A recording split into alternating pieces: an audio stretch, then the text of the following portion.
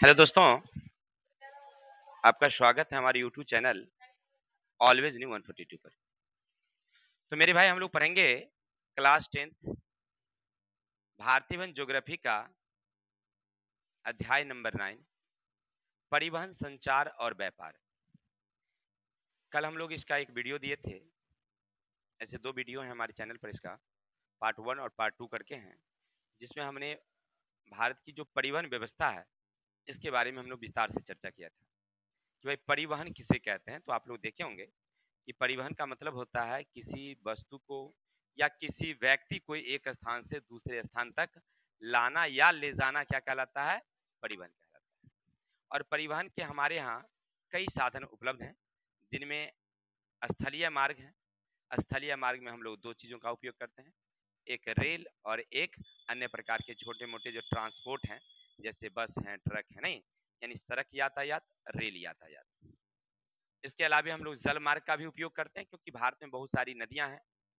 एक आंतरिक जलमार्ग और एक समुद्री जलमार्ग। आंतरिक जलमार्ग जो होती है वो छोटी है, क्योंकि हमारे यहाँ नदियां ज्यादा है, लेकिन सभी नदियों का उपयोग हम लोग यातायात के रूप में नहीं करते हैं।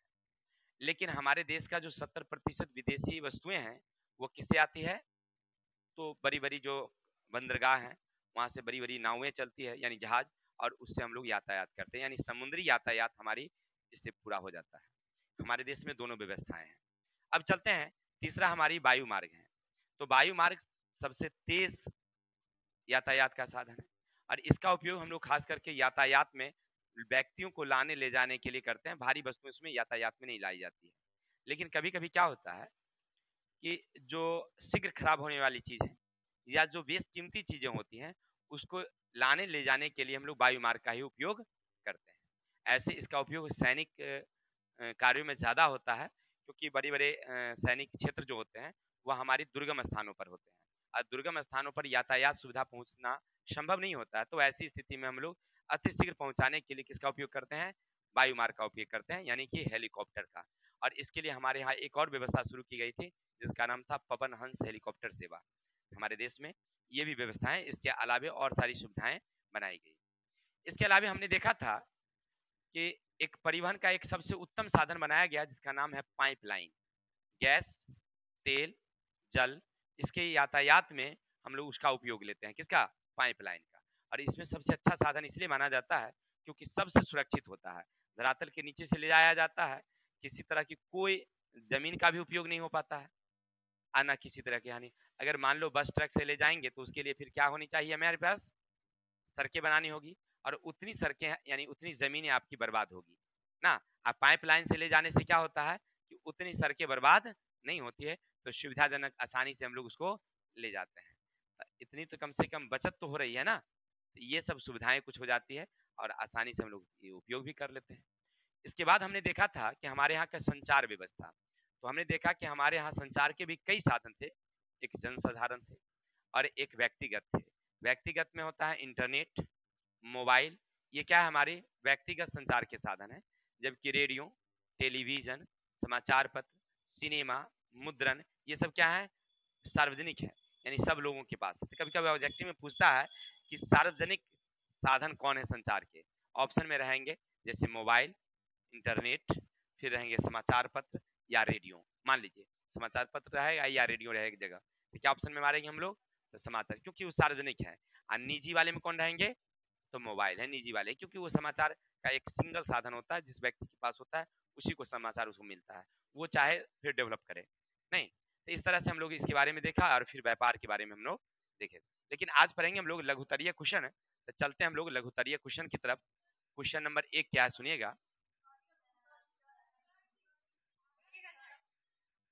सुनेंगे। क्वेश्चन 1, शांति।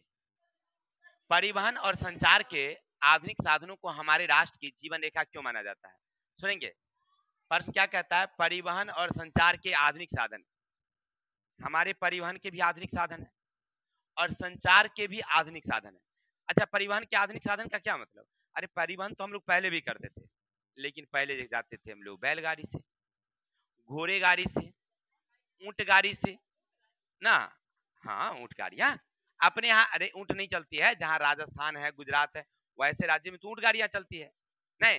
जैसे हिमाचल प्रदेश में जाएंगे तो याक वाली गाड़ी है, वहां याक से लोग यात्रा करते हैं ना, इस सब जगह। लेकिन आधुनिक जो साधन है जैसे बस ट्रक हैं, रेलें हैं, हवाई जहाजें हैं, ये सब यातायात के आधुनिक साधन है। चलिए, संचार, पहले भी संचार थी, तो समाचार पत्र थी, चिट्ठियां थी, मुद्रण था। लेकिन अब मतलब संचार के जो साधन है वो देख रहे हैं ना, फेसबुक है, इंस्टाग्राम है, और कौन कौन सी, यानी कि इंटरनेट उसको कहिए, मोबाइल कहिए, नहीं ये क्या है, आधुनिक साधन है। अब चलिए, अब कह रहा आपके ये हमारे राष्ट्र की जीवन रेखा क्यों माना जाता है, ये तो समझ गए ना दोनों आधुनिक वाला, लेकिन इसको जीवन रेखा क्यों मानते हैं, क्योंकि इसके बिना ना हमारा जीवन अधूरा है। क्या, अच्छा आप मान लीजिए अभी आपके पास तेज वाहन न हो, बैलगाड़ी से यात्रा करना पड़े अभी सब लोगों को देखिए मजा नहीं आएगा, जीवन अस्त व्यस्त हो जाएगा, मजा नहीं आएगा, अस्त व्यस्त हो जाएगा। समझ में आई बातें? इसका कारण क्या है जानते हैं ना, कि हम लोगों के पास ना समय बहुत कम है, समय कम है, हम लोग जल्दीबाजी में कोई काम करना चाहते हैं। पहले 2 दिनों की बाराती हुआ करती थी, बारातियां जो होती थी वो 2 दिनों को, रात में लोग जाते थे, रात में खाए, नाच प्रोग्राम देखे, अपना शादी विवाह, आराम से सोए, सुबह उठे 8-9 बजे तक चाय नाश्ता हुआ लोगों का, फिर अपना इसके बाद 9-10 बजे में जो घर वाले लोग थे वो अपना खिलाते थे कचौड़ी सब्जी जो भी होता था अपना उनको जो समर्थ, और फिर मनोरंजन हुआ अपना, लोग अपना घूमे, गांव टोला मोहल्ला सब बराती इधर से उधर अपना जा रहा है, घूम रहा है जिसको जो, सुबह शाम में फिर जो है भात दाल खिलाता था, और उसके बाद लोग आते थे। अब तो अगर ऐसे 2 दिन रहने की बारी आए, हमको नहीं लग रहा है कि आधा लोग भी रहेंगे, सब भाग जाएंगे रातिये में, नहीं होता है, जाना ही नहीं चाहेंगे भाई, 2 दिन को समय कहाँ है, क्या है कि नहीं।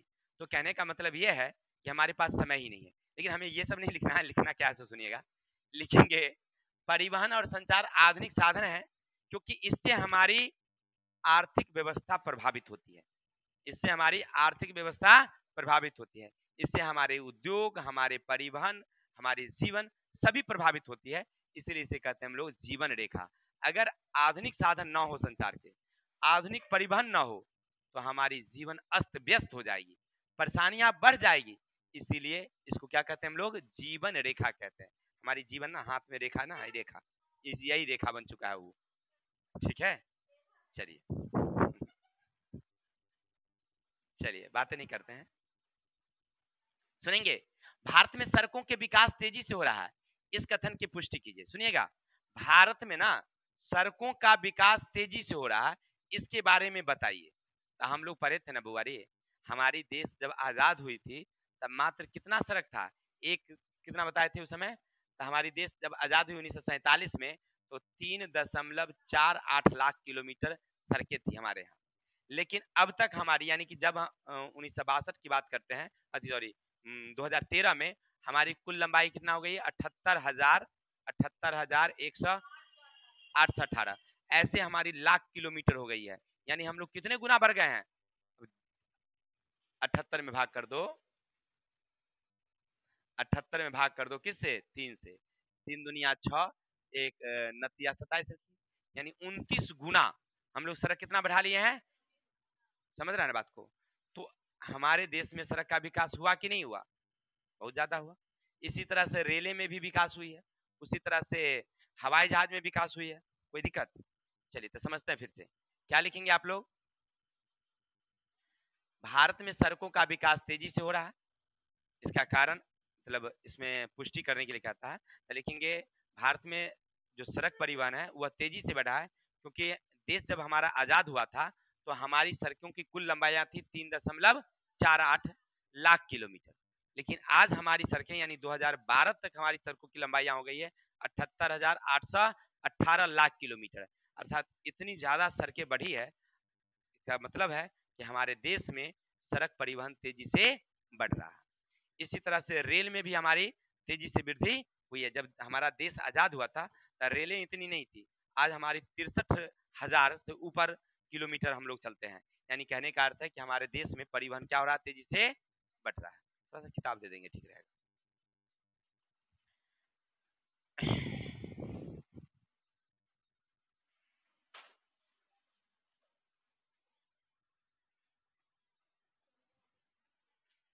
सुनेंगे भारत में सड़कों की सघनता किन दो क्षेत्रों में अधिक है, क्यों?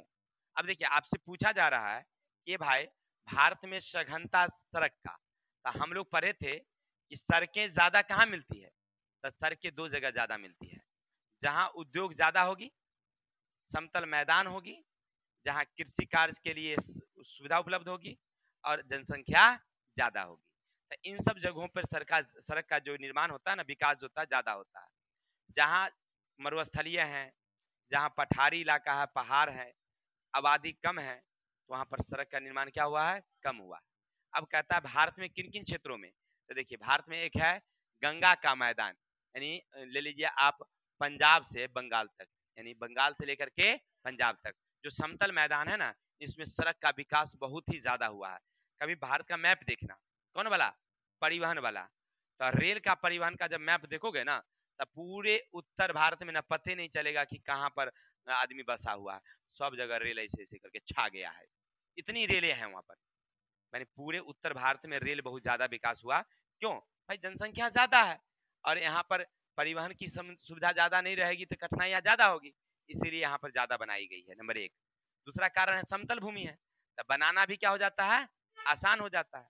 चलिए तो आप क्या लिखेंगे, भारत में सड़कों का विकास किन क्षेत्रों में ज्यादा, तो नंबर एक गंगा के मैदान, बंगाल से लेकर के पंजाब तक।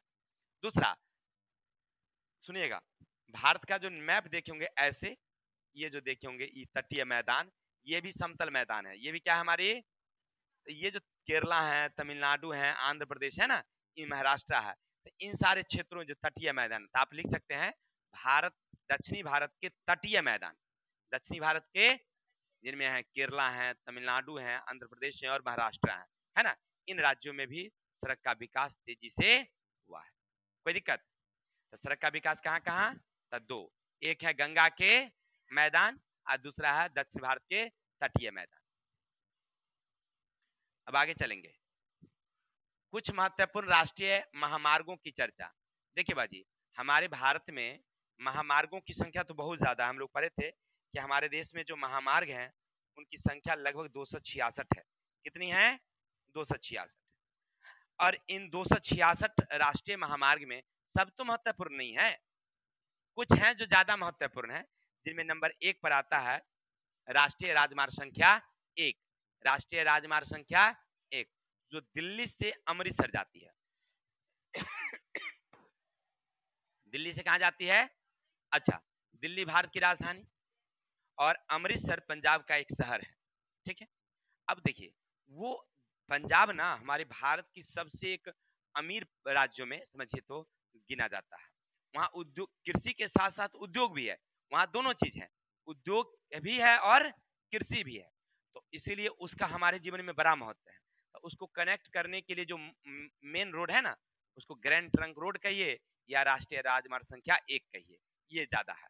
चलिए दूसरा, एक दूसरा हमारा उसी ग्रैंड ट्रंक का रोड हिस्सा है जो कहां से जाती है, तो दिल्ली से लेकर के कलकत्ता तक, दिल्ली से कलकत्ता तक।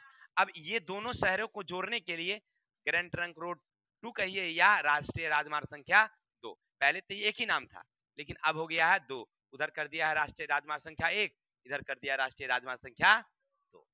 इसी तरह से और है राष्ट्रीय राजमार्ग संख्या, जिनमें सबसे बड़ी हमारी राष्ट्रीय राजमार्ग संख्या, इसका नाम है 7, राष्ट्रीय राजमार्ग संख्या 7। और भी है, तीसरा देखिए राष्ट्रीय राजमार्ग संख्या आगरा मुंबई सड़क NH3 या ग्वालियर इंदौर उत्तर प्रदेश मध्य प्रदेश महाराष्ट्र से होकर गुजरती है। अब देखिए आगरा से मुंबई जाना है, अच्छा आगरा हमारे लिए क्यों प्रसिद्ध है, ताजमहल, एक भारत की बेशकीमती चीज, नहीं अब बेशकीमती भारत का नहीं दुनिया का, दुनिया के बेशकीमती चीजों में है, दुनिया के पर्यटन लोग वहां घूमने के लिए आते हैं, तो इसीलिए वहां समझिए NH3 बनाया गया है। क्योंकि देखिए विदेशी लोग कहाँ उतरते हैं, या तो हमारे भारत में उतरते हैं मुंबई में या उतरते हैं कलकत्ता में। दिल्ली का उतना महत्व नहीं है, दिल्ली राजधानी है लेकिन दिल्ली में उतना महत्व नहीं है। विदेशी लोगों को देखना होगा ना तो चले जाइए मुंबई, लाल लाल लोग, पियर पियर करिया करिया सब मिलेगा वहां पर, सही बता रहे हैं, हंसने की हाँ सतरंगी। देखिए एक बार क्या हुआ, अमेरिका के लोग अपने गंगसारा में आए थे, एक सही बता रहे हैं, एक ना अमेरिका का लोग, दो व्यक्ति, कोई मतलब प्रोग्राम था कोई NGO के तहत, बगल में आया था, आपके घर के बगल में वो ना विवाह थी उसके यहाँ, तब प्रोग्राम कुछ था वहाँ पर, तब वहाँ पर आया था, तो हमको बुलाया गया था कि अमेरिका के लोग आ रहे हैं, इंग्लिश बोलेंगे तो कैसे हम लोग समझेंगे, है ना। तो संयोग से क्या हुआ, हम जा ही नहीं पाए। जब फोन किया था उस समय हम कहे थे जब आएगा ना तो फोन करिएगा। अब फोन किया था दोपहर में आया था तो हम सोए हुए थे, हम मोबाइल साइलेंट करके सोते हैं, तो हम उठाए नहीं। लेकिन जब वो लौटा ना तो देखे ना तब बिल्कुल अलगे आदमी था वो। अ, अरे उजला नहीं था वो, समझिए ना, अलुआर जो होता है उसना ललुआ, उसने था वो, लाल वाला आलुआ था वो, ललका आलुआ। हाँ बिल्कुल, वो केसुआर पूरा उसका उजरे था, उजला नहीं वो लाल पीला था ऐसा। नहीं तो उसको देखेंगे आने तो ज्यादा नहीं, बिहार में अगर देखना है तो चले जाइएगा गया नालंदा घूमने के लिए, वहां भी आपको दिखाई पड़ेंगे, लाल पियर हरियर सब रहते हैं आदमी। आइए किताब की ओर।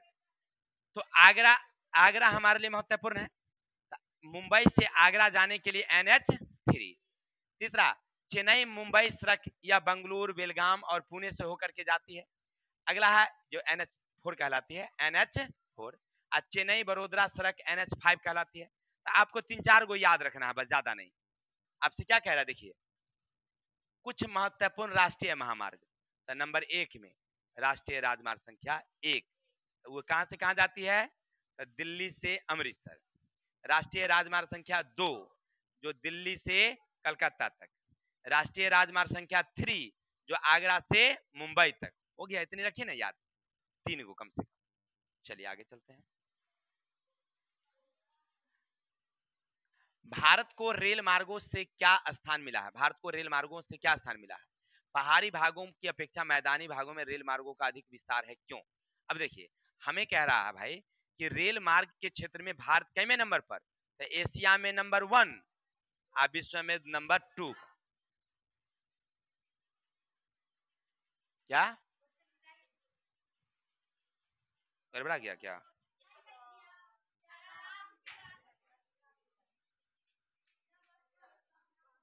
ऐसे देख लेते हैं।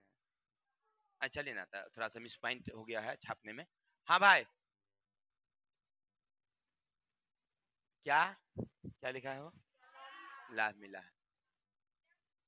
चलिए अब ठीक है।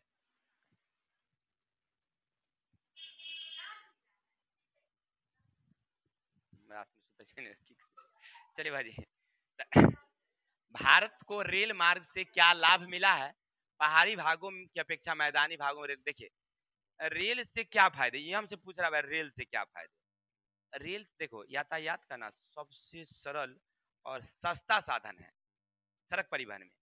अच्छा गौर करना थोड़ा सा कि मान लो अगर हमको 10,000 आदमी को एक बार यहाँ से दिल्ली ले जाना होगा, कार से ले जाए, बोलेरो स्कॉर्पियो से ले जाए, एगो में ज्यादा से ज्यादा हम लोग 6 आदमी को बिठा पाएंगे, 7 आदमी को बिठा पाएंगे।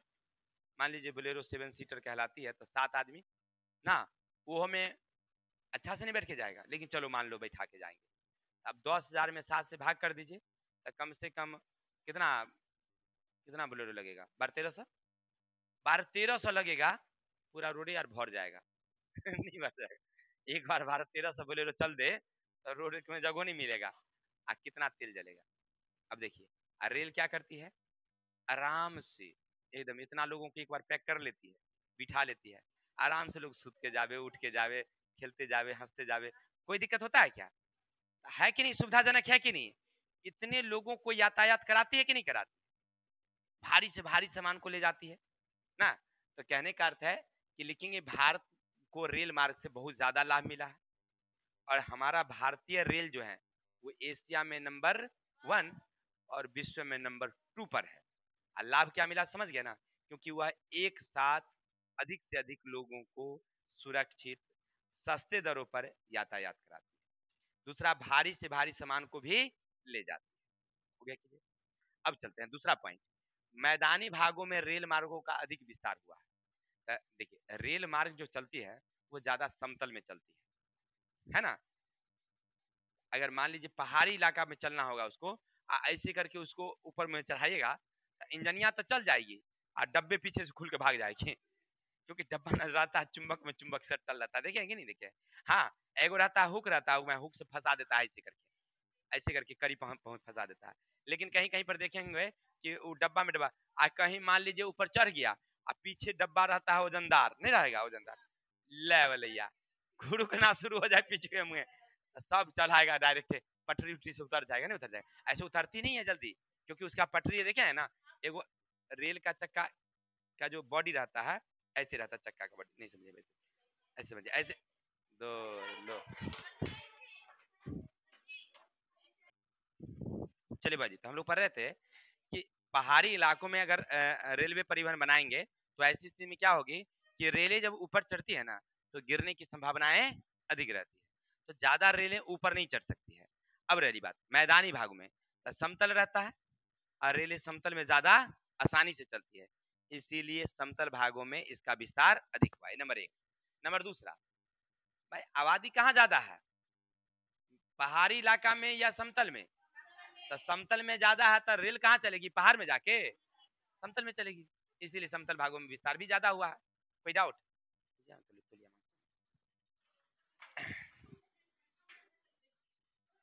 चलिए बाजी आगे चलते हैं, हम लोग बातें नहीं करते। भारतीय रेल मार्ग किन किन विभिन्न पटरियों की विभाजित किया गया, इनमें पर्वतीय भागों में सीमित है। सुनिएगा, प्रश्न का हमसे कि भारतीय रेल को पटरी के आधार पर बताइए, पटरी के दो पटरी है ना, उसके बीच में जो चौड़ाइयां हैं उसके आधार पर कितने भागों में, तो 3 भागों में।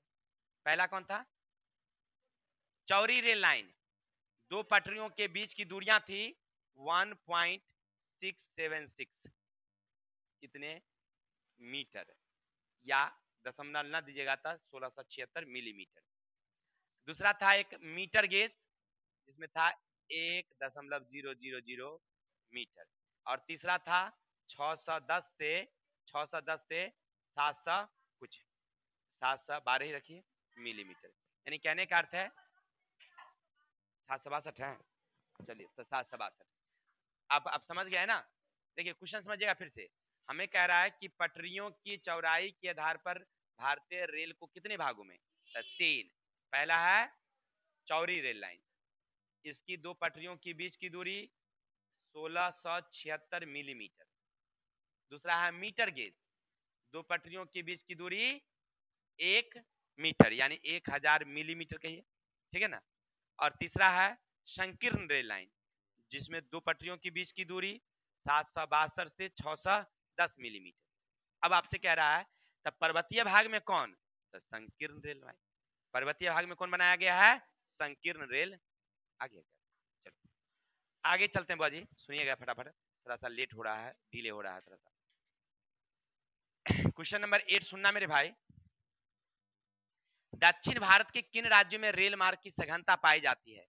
बोरे सुनो ना, क्वेश्चन हमसे क्या कहा कि आप तो पूरे भारत में पढ़े, तो अब बताइए कि दक्षिण भारत के किस राज्य में रेल की सघनता ज्यादा है। तो देखो दक्षिण भारत में जाओगे तमिलनाडु चले जाओ, है ना, आंध्र प्रदेश चले जाओ, केरला चले जाओ, तो इन सब राज्यों में ना रेल का विकास ज्यादा है, लेकिन सबसे ज्यादा कहाँ, तो तमिलनाडु में। दक्षिण भारत के कौन राज्य में सबसे ज्यादा, तमिलनाडु में। हो गया। अब आगे कह रहा है कि सघनता पाई अब बताइए वहां पर क्यों सघनता पाई जाती हो, समतल भूमि है, इसके अलावा बहुत सारे उद्योग हैं, जैसे लोहा इस्पात जो बड़ी बड़ी उद्योग है ना वहां, इसके अलावा वहां पर बहुत सारे खनन है, खनिज, खनिज होने के कारण भी लोहा मिलता है, कोयला मिलता है, इन सब के कारण भी वहां पर इसका विकास ज्यादा हुआ है। रेल परिवहन का विकास तमिलनाडु में ज्यादा हुआ, इसका मेन कारण समतल मैदान है, आबादी भी है, उद्योग भी है, खनन भी है, इन सब कारणों से वहां पर।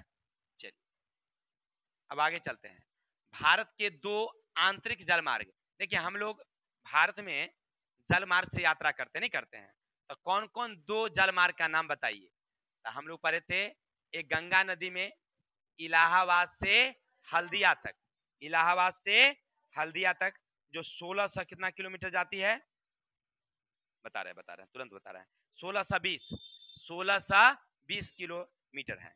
और दूसरा है ब्रह्मपुत्र नदी में सदिया से धुबरी तक, देखिए वो हंस रही है कि हमारा नाम काहे ला रहा भाई, हाँ 891 किलोमीटर लंबा है। तो दो नाम रखिएगा, इसके अलावा और भी हैं, जिसमें है पश्चिमी तट केरल से चंपाकरण, और कौन के जगह का नाम है नहीं, तो दो हमसे पूछा कितना, दो, कौन कौन? गंगा नदी में इलाहाबाद से हल्दिया 1620, अब ब्रह्मपुत्र नदी में सदिया से धुबरी। चलिए 10 नंबर क्वेश्चन सुनेंगे। भारत के प्रमुख पत्तनों का महत्व। अच्छा, भारत के प्रमुख पत्तन हम लोग देखे थे, जिनमें कांडला था, कोच्चि थी, विशाखापत्तनम, पारादीप, मुंबई, कोलकाता इत्यादि इत्यादि, नहीं था? चलिए, अब आपसे कह रहा है कि अंतरराष्ट्रीय व्यापार में ये क्या करती है? हमारी मदद करती है। निर्मित लगभग 95% माल के परिवहन में समुद्री मार्गों का उपयोग। अंतरराष्ट्रीय व्यापार जो होती है उसका कितना प्रतिशत? 95%। 5% हम लोग किससे ले जाते हैं? वायु मार्ग से या स्थलीय मार्ग से। 95% विदेशी चीज को हम लोग किससे लाते हैं? या तो नाव से ले जाते हैं या लाते हैं। ठीक है, अब समझ में आई बात है ना? तो लिखेंगे भारत के प्रमुख पतन, तो पतन का नाम लिख दीजिएगा। कांडला, कोच्चि, विशाखापत्तनम, पारादीप, मारमगाओ, मुंबई, कोलकाता। हो गया। अब कह रहा है कि इसका क्या महत्व है, तो लिखेंगे इसका हमारे भारत में बहुत महत्व है, क्योंकि भारत अंतरराष्ट्रीय व्यापार करती है। कई देशों के साथ इसका व्यापारिक संबंध है। या कुछ देशों से व्यापार खरीदती है सामानों को, कुछ देशों के हाथ बेचती है। यहाँ तक ये भी करती है कि खरीदती है और उसी सामान को फिर तैयार करके बेचती है। इसीलिए अंतरराष्ट्रीय व्यापार इससे बहुत जरूरी है। और अंतरराष्ट्रीय व्यापार का 95% जो माल है वो हम लोग किससे परिवहन करते हैं? पतन से, यानी बंदरगाह से। कोई दिक्कत? चलिए, तो 10 क्वेश्चन ही रहने देते हैं, क्योंकि ज्यादा क्वेश्चन हो जाएगी। तो हम लोग कल मिलते हैं फिर बाकी शेष क्वेश्चन के साथ। तब तक के लिए हंसते रहिए, मुस्कुराते रहिए और जिंदगी का आनंद लीजिए। विशेष अपने भाई को विदा दीजिए। जय हिंद, जय भारत।